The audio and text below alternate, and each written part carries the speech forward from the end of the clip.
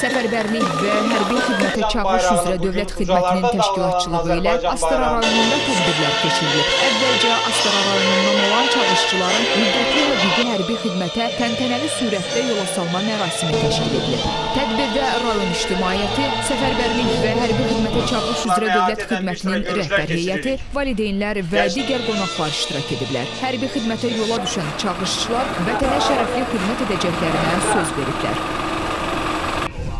Allah inşallah onlara yaxşı yol versin, sağ-salamat gedib vətən xidmətində keşiyində dursunlar.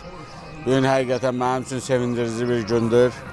Biz bu günü şəhidlərimizə, qazilərimizə borcluyuq.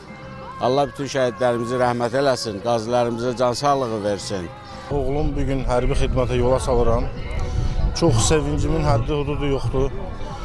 Sevinirəm ki, Azərbaycan xalqımız üçün, bizim öz xalqımız üçün xidmətə gedər inşallah. Sağ-salamat bütün əskərlər gəlsin.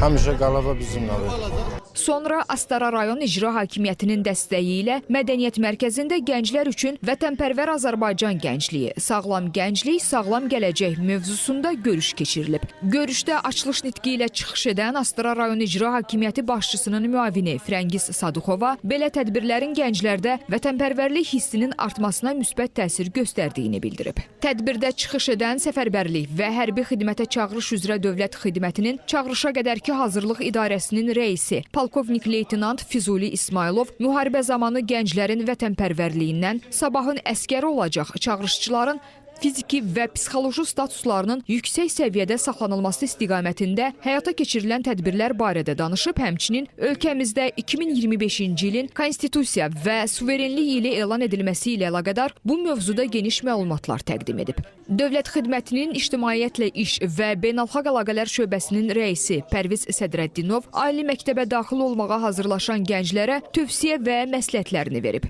Həmçinin xaricdə təhsilə görə verilən möhlət barədə də geniş məlumat çatdırıb. Sonra dövlət xidmətinin Astara rayonu şöbəsinin rəisi Polkovnik Leytenant Orxan Əhmədov ilkin hərbi qeydiyyat, tibbi şəhadətləndirmə, çağırışçıların hüquq və vəzifələri barədə geniş məlumat verib və tədbir iştirakçılarını maraqlandıran sualları cavablandırıb. Tədbirdə iştirak edən vətən müharibəsi iştirakçıları və şəhid ailələri də çıxış edərək öz təəssüratları ilə bölüşüblər. Qeyd edək ki, analoji tədbirlər ölkənin bir sıra rayonlarında təşkil edilib və növbəti aylar ərzində davam etdirilməsi nəzərdə tutulur.